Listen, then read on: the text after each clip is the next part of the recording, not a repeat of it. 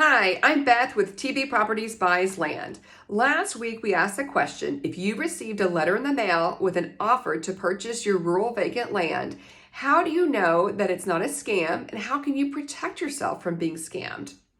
What we discussed last week was number one, the most important thing is understand the contract that you're signing. Do not sign a contract for the purchase and sale of your land unless you understand it in full. This week, what we're going to talk about is how you close.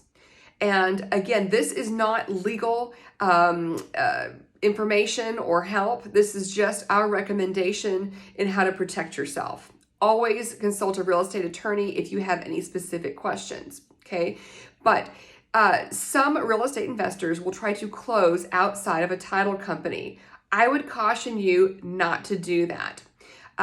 Oftentimes what you'll see is they will send you a purchase and sale agreement. They'll tell you once that's signed, they will send over a third-party notary, and that notary will have a copy of the deed. You're going to deed your property over to the buyer, to the land buyer, the real estate investor, and they have you sign a copy of that deed, and it gets notarized, and in turn, the notary will give you a check.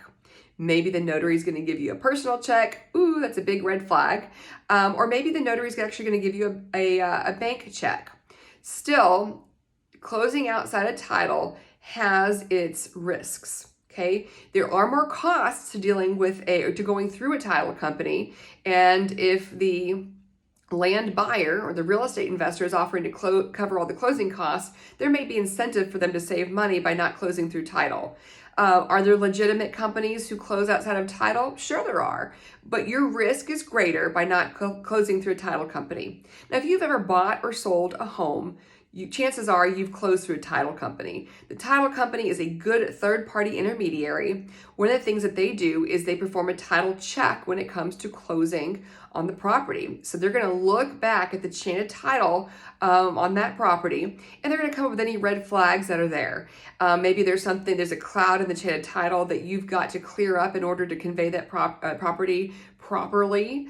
But also, at the same time, when you close through title, the land buyer, the real estate investor, doesn't pay you directly. They pay that title company. And the title company will only take certified funds. They will only accept a bank wire or a cashier's check that comes straight from the bank.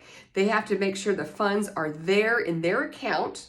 They're not lost somewhere in the ether. It's not a check that's going to bounce. They have to have certified funds in their account before anything happens.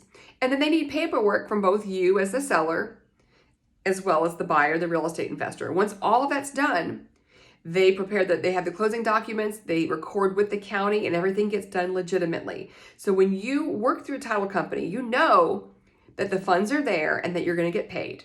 You know it's going to be recorded properly and that everything's going to be done in the right way. So now, if you know whoever's buying the property from you, sure, maybe you feel comfortable taking a chance by closing outside of title. But this series is talking about scams out there when it comes to buying or selling real estate and how to protect yourself. Again, not legal advice, but from what I've seen out in the field, I wanted to make sure I conveyed to some of you how to feel comfortable in selling your property.